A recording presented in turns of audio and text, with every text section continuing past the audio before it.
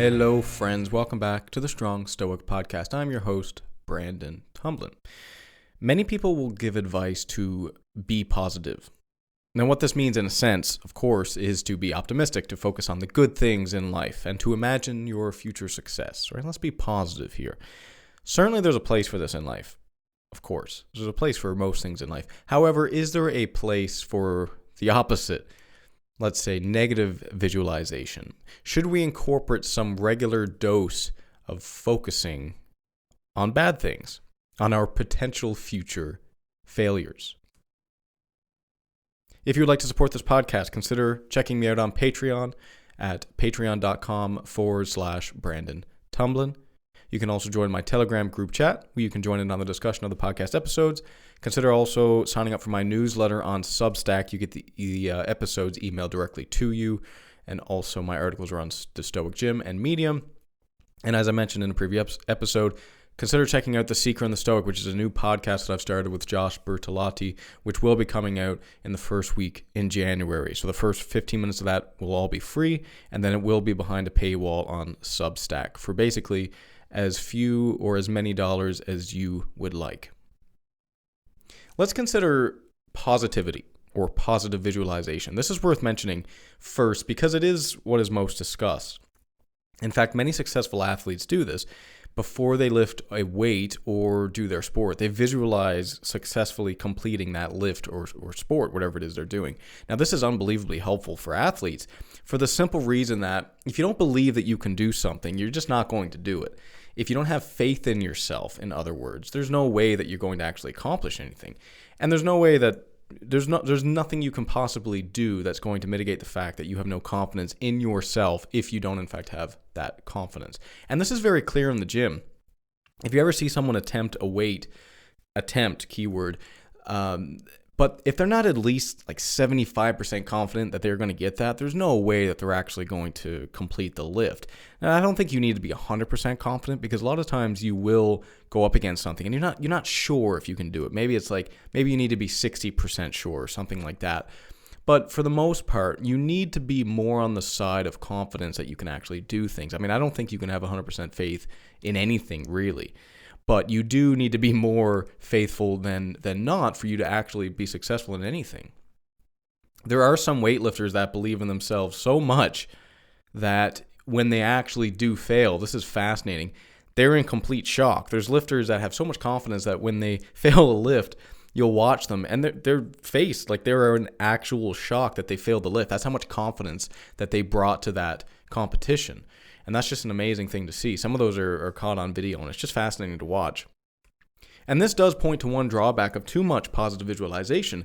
It can really cause you to be overconfident to the point where you don't even notice your flaws anymore. You don't even look for weaknesses in your form. Somewhat similarly, positivity can have the same effect. If you're an optimist, if you're too positive, if you're too focused on things in a positive way, it can cause you to be not aware of the negative things. And the negative things can hurt you or kill you in the worst case scenario. So you actually want to be aware of such things. Still, you could argue that, for example, practicing gratitude, which I am a huge proponent of, you could argue that that is an act of positivity. Simply incorporating little reminders in your day-to-day life to be grateful for certain things, that is a very beneficial thing that can really lead you to happiness in life. At the same time, if you spend too much time being grateful, you'll never improve on anything, because, well, why would you improve on anything if you're always grateful for what you have?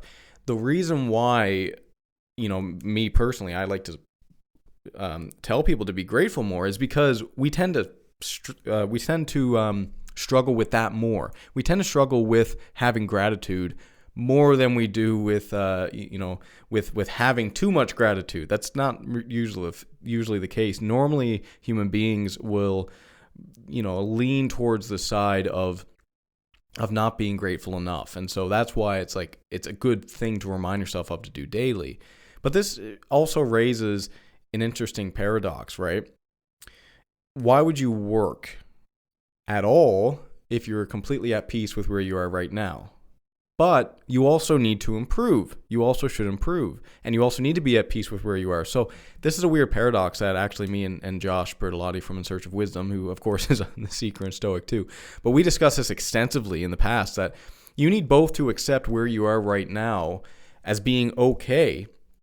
You are good enough just the way you are, while also realizing that you could be something else so much more. You could be so much better than you are right now. And that's a paradox that you have to hold. Now, that idea may sound abstract, but it's practiced rather simply. To tie in some of my previous episodes, you have a goal. You know where you are. You know where you want to go. In other words, that is the goal, and you make a plan, and then you fully dedicate yourself to that plan while having full faith that the plan is going to work, and along the way, along the journey, you gain something very critical, which is called wisdom.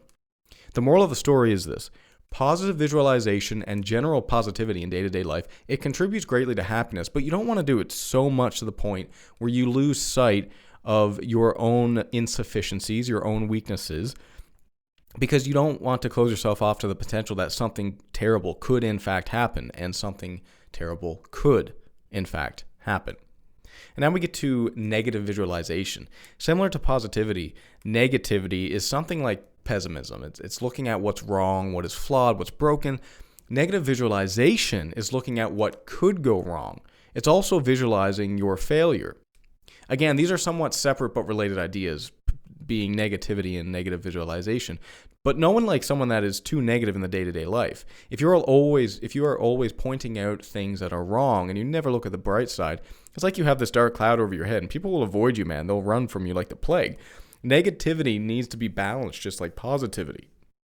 It is, after all, very beneficial to point out what's wrong so that it can be fixed.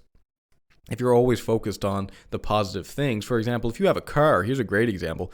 If you have a car and you're driving your car and you're always focused on the positive things, I like the color of this car and I like how it steers, but you're completely oblivious to the negative aspects of that. For example, the fact that you have a flat tire, well, that's not going to work out for you for very long, is it? So you do have to have some awareness of the good and the negative things about anything.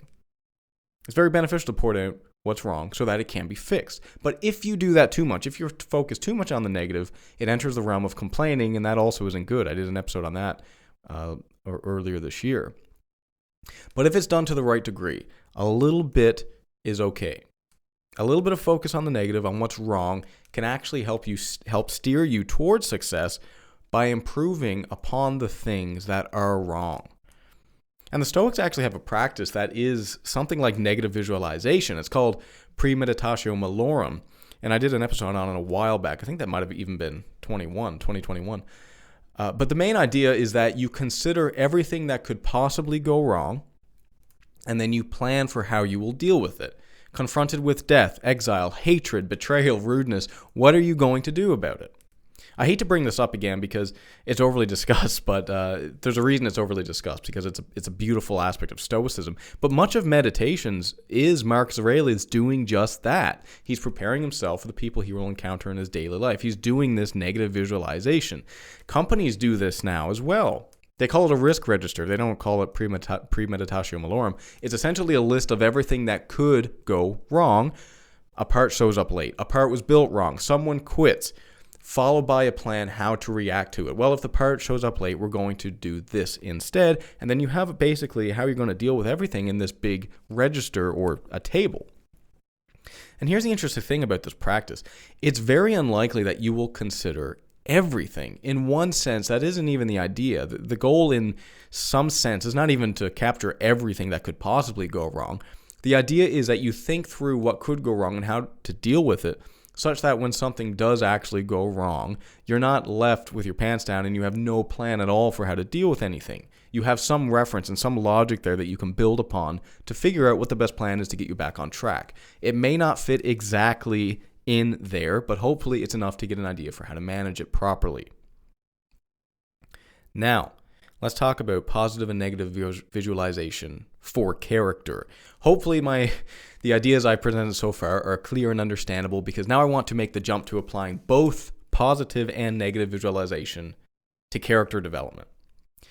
One practice that is incredibly valuable is imagining who you could be if you got your shit together.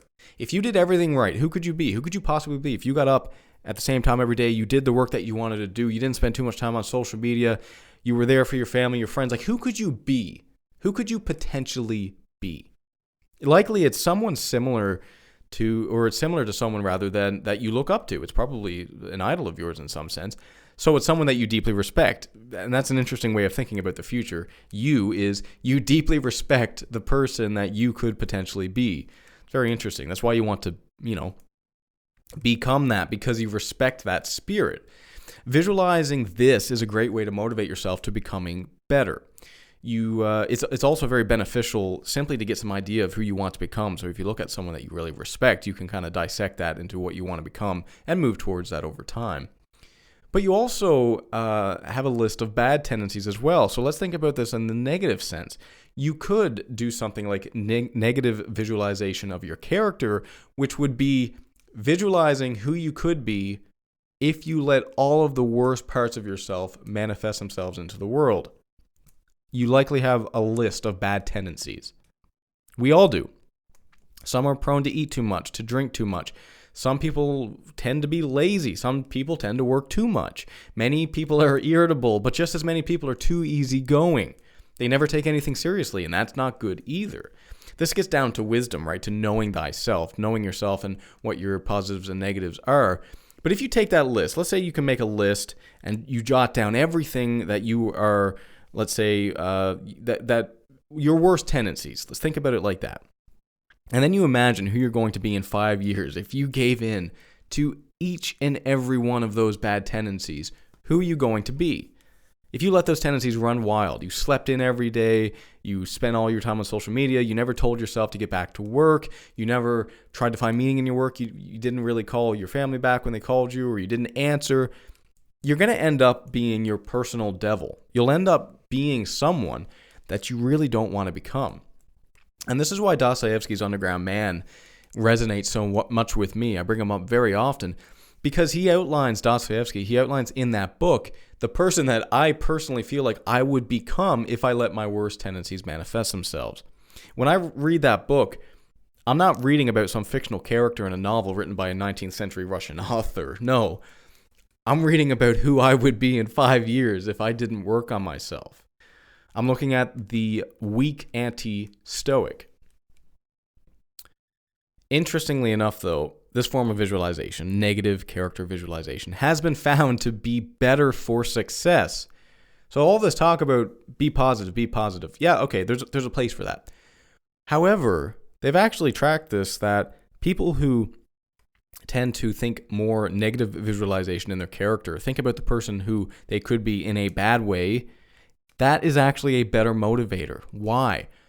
Because fear is a great motivator.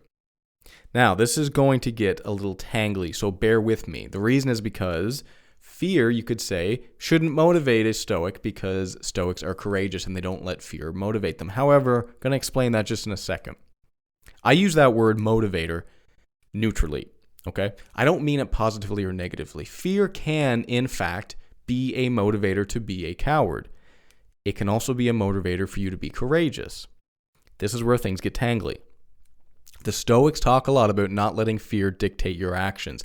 However, it's important to understand exactly what they're referring to here.